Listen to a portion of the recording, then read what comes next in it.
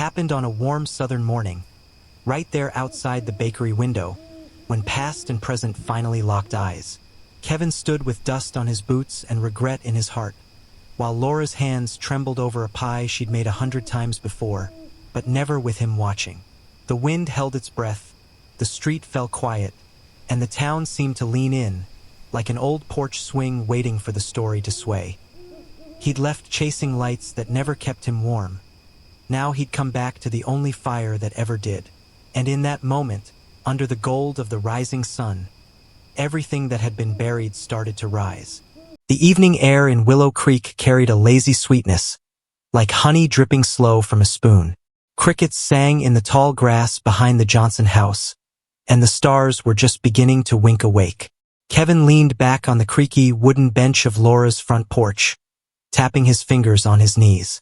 Laura sat beside him, barefoot, her soft brown hair pulled into a loose braid, her eyes shining like someone who trusted the world completely.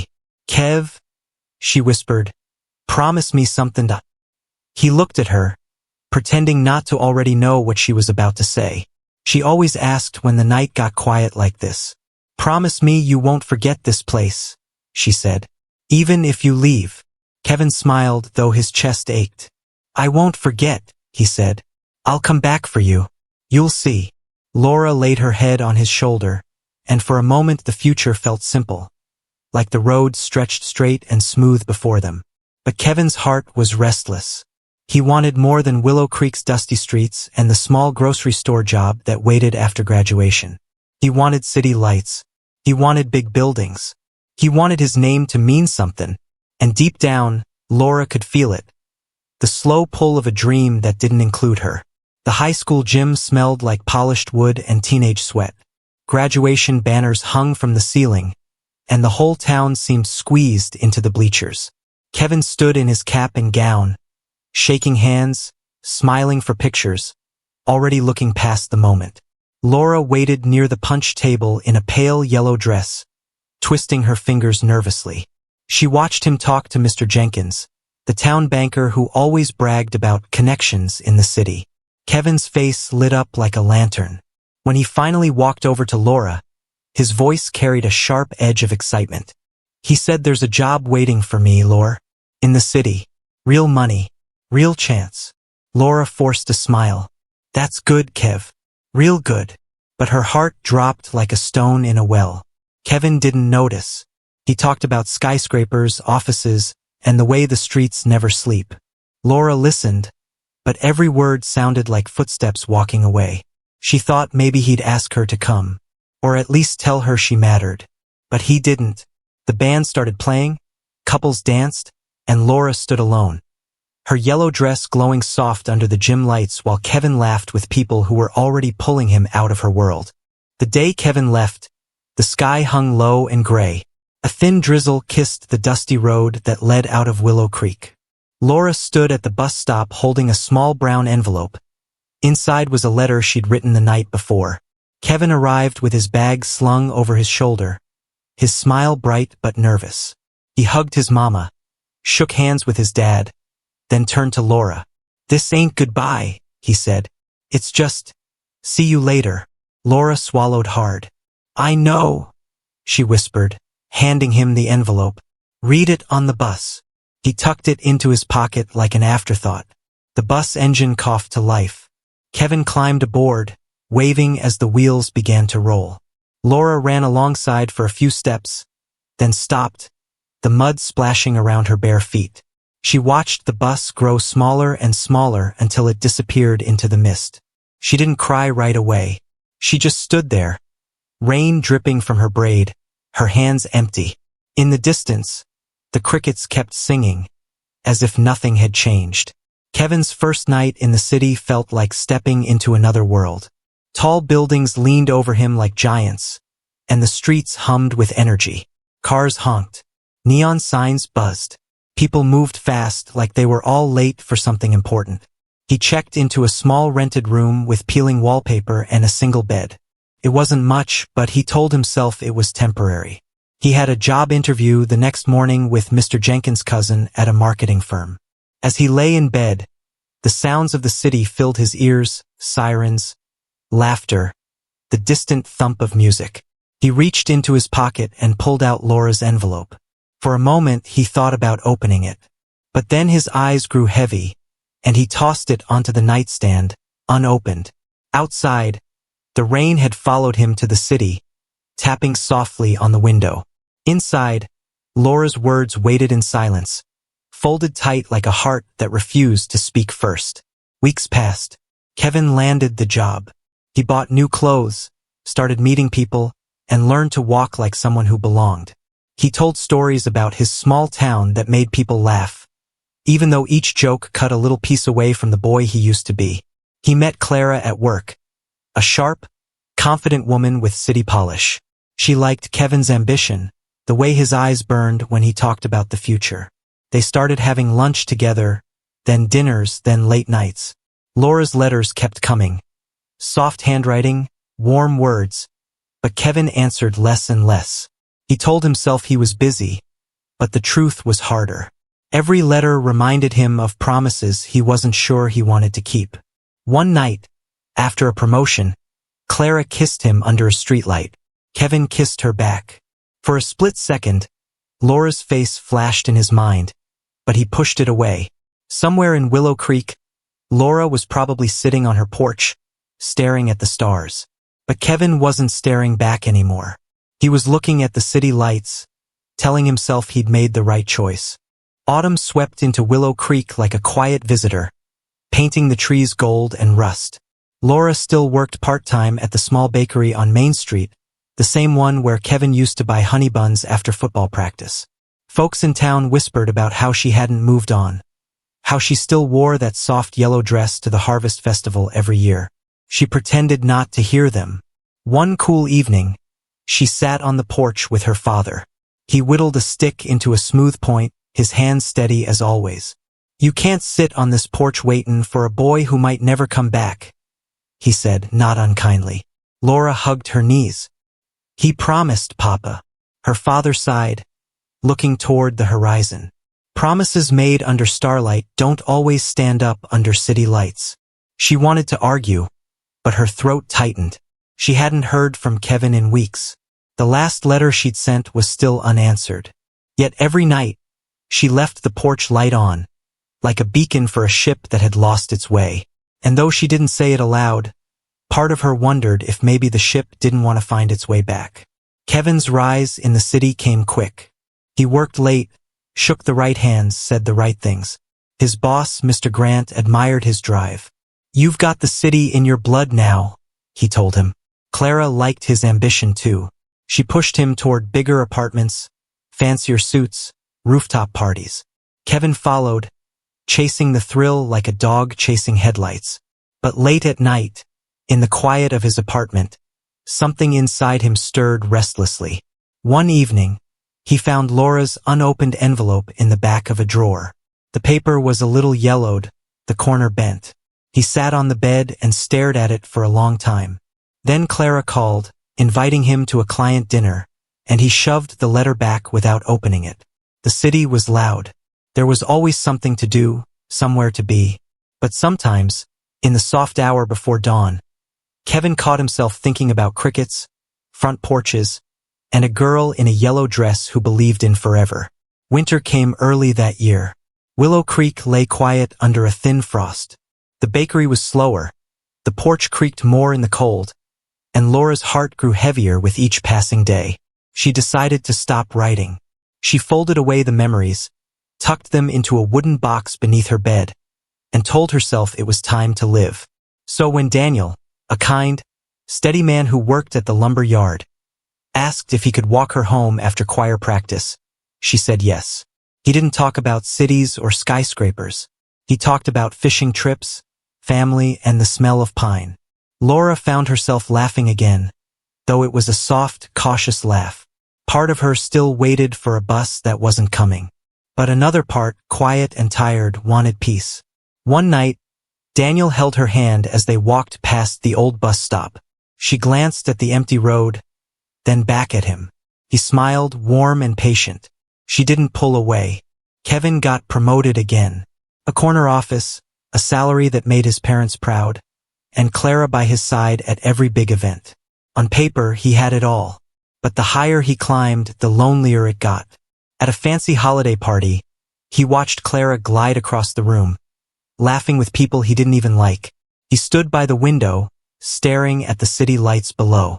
"Kevin," Mr. Grant said, clapping his shoulder. "You're one of us now. Forget the small-town roots. That life's too small for a man like you." Kevin laughed politely, but something inside twisted. Small-town roots. That was Laura. That was the porch.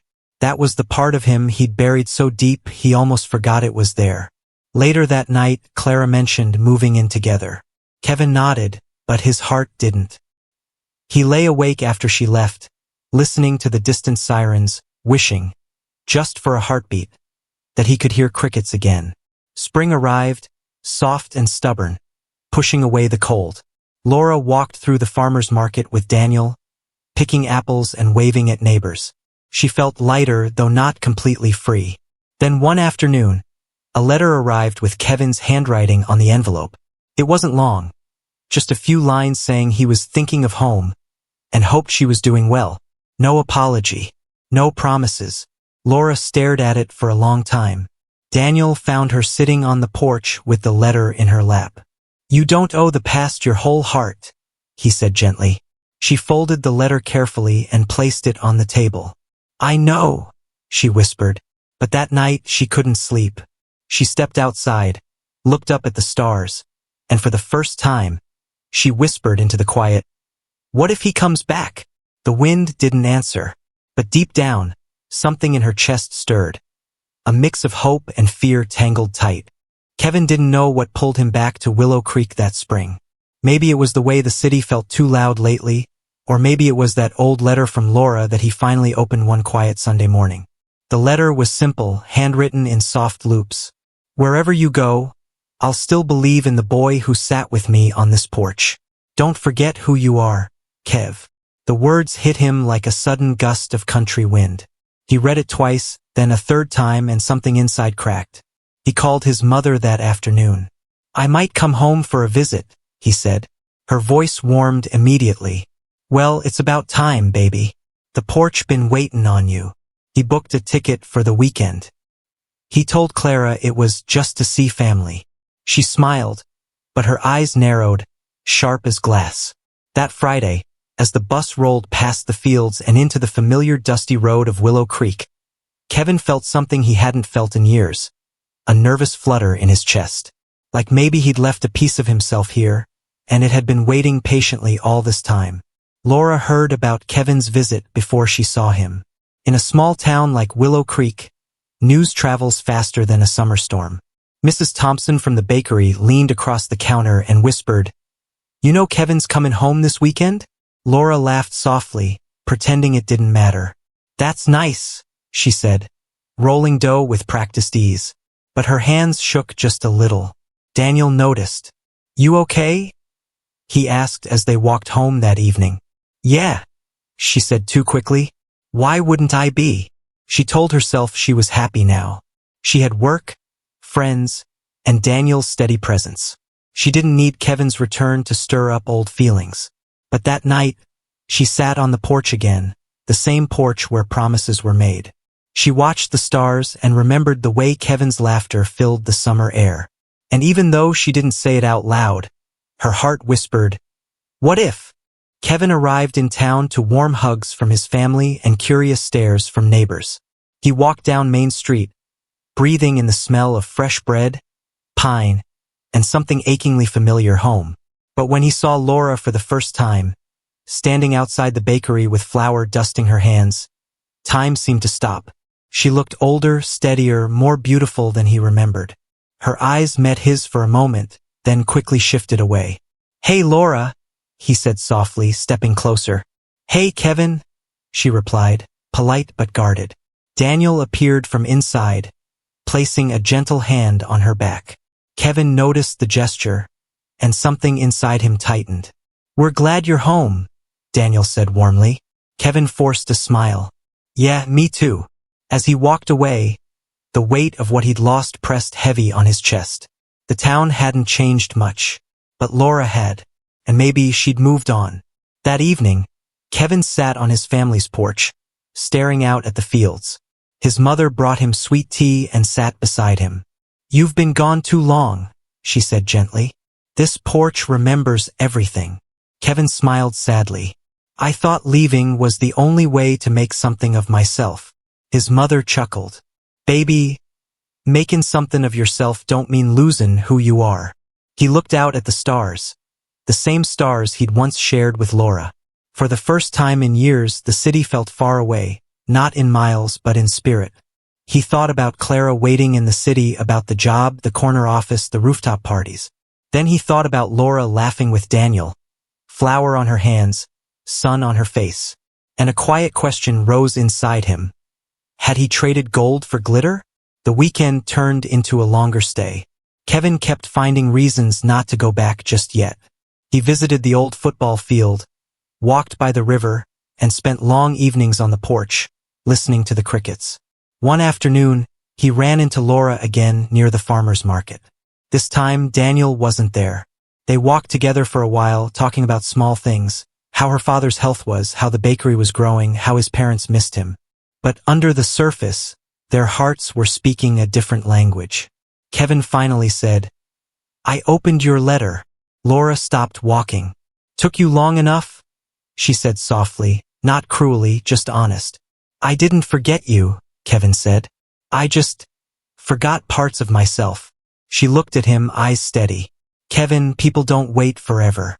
Life doesn't stop just because someone left." He nodded slowly. "I know." They stood there in silence, surrounded by the hum of market chatter, both realizing that the past was close enough to touch, but the future might not be so simple. Kevin stayed longer than he planned. He told work he needed a bit more time with family. But deep down, he knew that wasn't the full truth. The city felt like a suit that no longer fit right, too tight in some places, too loose in others. One evening, he went to the town bonfire by the river. It was a yearly tradition, one he hadn't attended since he left. The whole town was there, kids chasing each other with sparklers, old folks wrapped in shawls, couples swaying slowly to fiddles and soft guitar. Laura arrived with Daniel. They looked natural together, like two branches growing from the same tree. Kevin stood by the firelight watching them laugh. A part of him felt happy for her. Another part burned quietly, like the embers beneath the logs. When Laura caught his eyes across the fire, time froze for a heartbeat. Neither smiled. Neither looked away. Then Daniel gently pulled her toward the dancers, and Kevin was left standing alone, the warm glow of the fire doing nothing for the cold settling in his chest. The next morning, Kevin went for a walk down the dusty road that led to the creek where he and Laura used to skip stones. The air smelled like wildflowers and damp earth. He found the old wooden bridge still creaking in the same spot, still carrying the same memories. Laura appeared from the other side, carrying a basket of apples for the bakery. She laughed in surprise. "You still walk this road?" "Couldn't stay away," he said, smiling.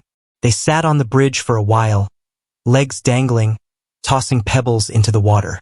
It felt like slipping into an old song. Familiar, easy, but with new verses they didn't quite know yet. Kevin finally said, "I thought I had everything. Turns out, success don't feel the way I thought it would." Laura didn't answer right away. She watched the water ripple. "You left to chase your dream, Kevin. That's not wrong. But dreams have consequences." "I know," he whispered. Their hands brushed accidentally. Neither pulled away, but neither held on.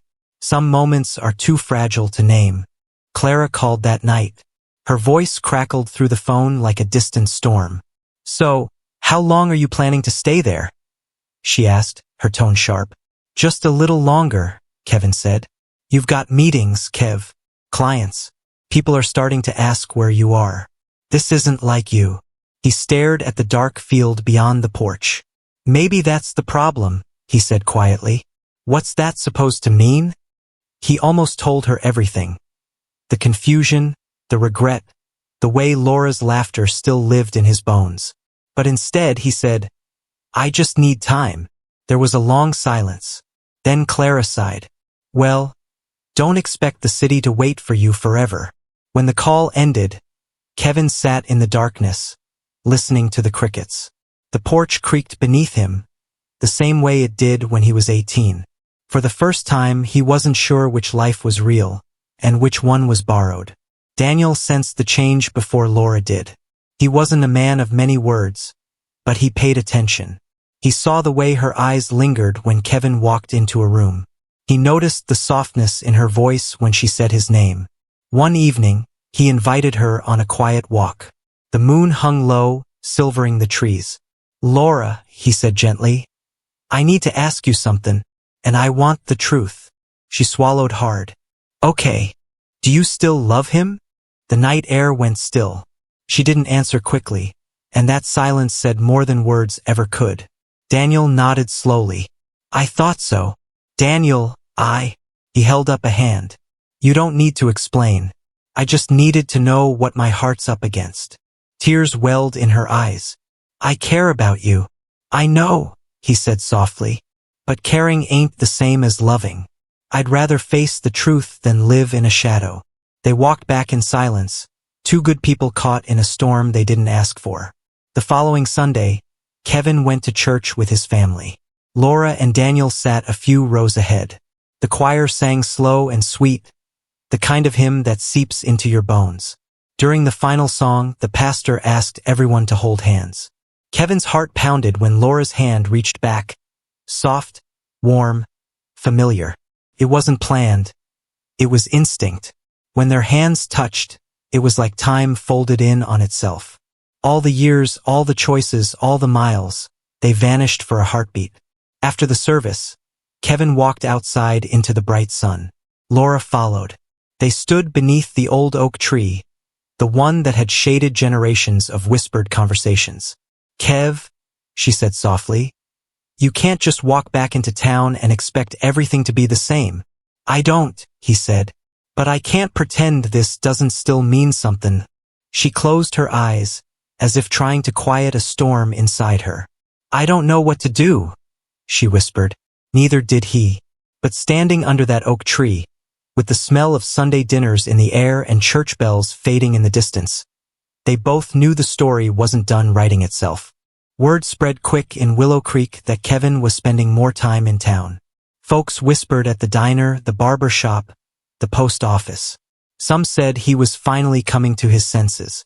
Others shook their heads, saying city folks never truly belonged once they left.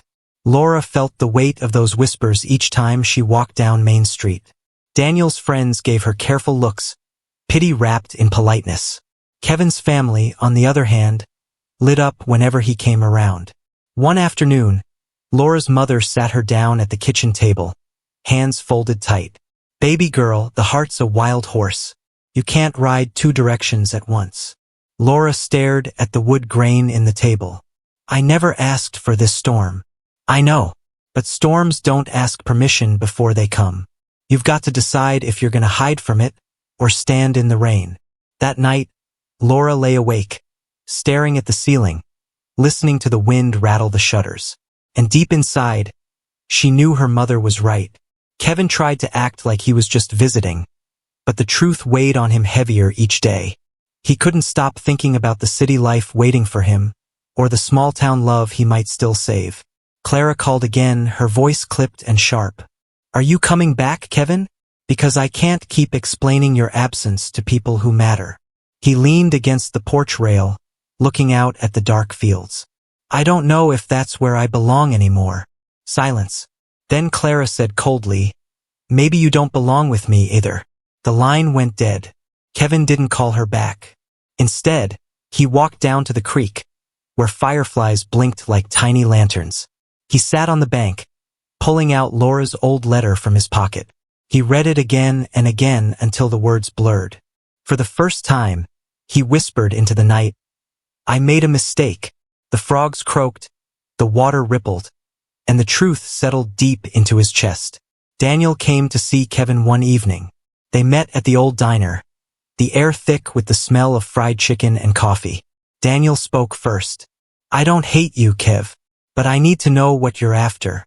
You come back here, stir up feelings, and it ain't fair to her or to me." Kevin swallowed hard. I never stopped loving her. Daniel nodded slowly, his jaw tight. That's what I was afraid of. The waitress refilled their cups. Neither man touched the coffee. The tension sat heavier than steam rising from the mugs. Finally, Daniel stood. Laura deserves peace. Whether that's with you or me or neither. But don't drag her heart between two worlds. Kevin couldn't answer. He watched Daniel leave, the bell above the diner door jingling like a gavel. For the first time, Kevin realized that loving Laura wasn't just about what he wanted. It was about what she needed. And maybe she didn't need him anymore. Laura walked through the meadow behind her house, the tall grass brushing against her legs. She often came here when her mind was heavy. That evening, the sky glowed orange, the horizon melting into shadows. Kevin found her there. He didn't call her name, he just walked beside her, quietly, like they were kids again. Finally, she stopped and turned. Why now, Kevin? Why come back when I finally tried to build something else? His voice cracked. Because I realized all the success in the world don't mean a thing if I can't share it with you. Tears filled her eyes. You left me. Do you understand that? You left me standing in the rain, holding promises that never came true. I know, he said, his own eyes wet. And I've regretted it every day since. She shook her head. Regret don't fix broken hearts. The wind carried the smell of clover and earth. For a moment, neither spoke. Both knew the love was still there, strong as ever. But love alone couldn't rewrite the past. The town fair arrived, filling Main Street with laughter, music, and the smell of cotton candy. Children ran wild, couples held hands, and the Ferris wheel turned slow against the evening sky. Kevin and Laura both ended up there, drawn by tradition more than choice. They walked together for a while, watching the lights twinkle. On the Ferris wheel, seated side by side, the world below shrank into tiny dots. Kevin reached for her hand. She let him hold it, just for a moment. I still believe we were meant to be, he whispered. Laura turned her head, looking out at the dark horizon. And I still believe promises should be kept. When the wheel stopped at the top, they sat suspended, neither speaking. The silence between them was louder than the music below. And as the ride began to move again, Kevin knew this moment might decide everything. Whether he would go back to the city empty-handed, or stay and fight for the only thing that ever truly mattered. The night after the fair, Kevin couldn't sleep. He sat on the porch, elbows on his knees, staring out into the dark fields that stretched forever. The crickets sang steady, like a heartbeat he'd forgotten. His father joined him quietly, handing him a cup of coffee. You've been walking around here like a man with 2 maps and no compass, he said. Kevin chuckled weakly. Feels that way. His father leaned back, rocking slow. City gave you everything you thought you wanted. But sometimes, a man's gotta ask himself, did he climb the ladder leaning on the wrong wall? Kevin stared into the night. The ladder, the wall, the choice. You can't fix the past, son, his father continued. But you can decide where you'll plant your feet now. Kevin nodded slowly, the weight of years settling into one clear thought. He had to stop drifting. He had to choose not just for love, but for who he wanted to be. Laura spent that same night wide awake, too. She sat at her bedroom window, looking out at the meadow, her hands wrapped around a worn shawl her mother had given her. Daniel had stopped by earlier. His words were kind but final. I care about you too much to stay where I'm only halfway loved, he'd said. She cried softly after he left. Not because she didn't care for him, but because he was good, solid, the kind of man who built homes that lasted. But her heart, it had never stopped beating in rhythm with Kevin's name. Even when she tried to silence it, the beat found its way through. She whispered into the quiet, God, help me choose right. The wind brushed against the window pane like a soft answer. She knew the time for standing still had passed. Tomorrow everything would change. One way or another. Morning came with a golden hush. Kevin walked into town wearing no suit, no polished shoes. Just jeans, boots, and a heart stripped bare. He found Laura outside the bakery, arranging pies in the display window. "Laura," he said, his voice low but steady. She turned, her eyes searching his. This time, there was no dancing around the truth. "I'm not going back," he said. "Not to that life. Not without you." She inhaled sharply. "Kevin, I've been chasing lights that don't keep me warm, and I realized the only place I ever truly belonged was right here with you. If you'll have me, not as some boy who left, but as a man who finally came home." The street grew quiet around them, like the whole town leaned in to listen. Laura's hands trembled. "You hurt me," she whispered.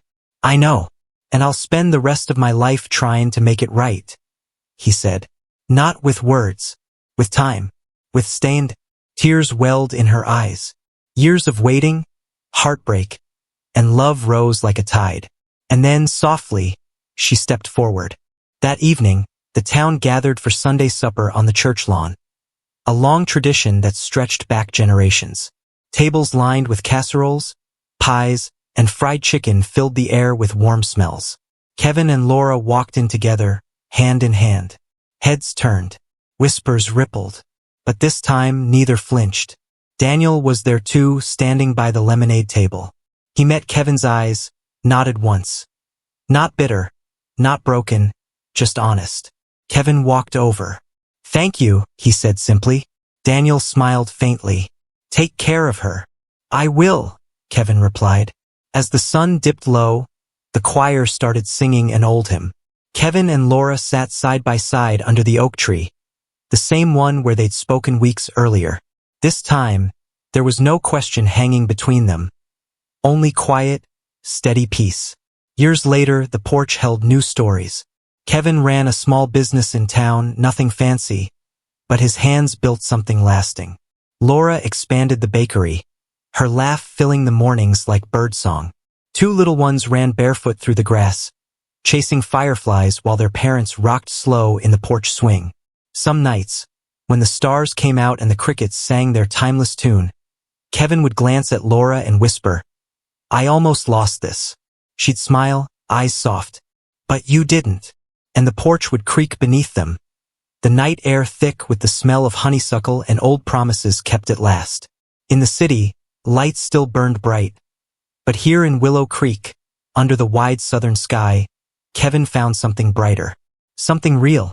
And just like that, the boy who once ran away learned that some dreams don't live in far-off places. They wait for you right where you left them, front porch, stars and all.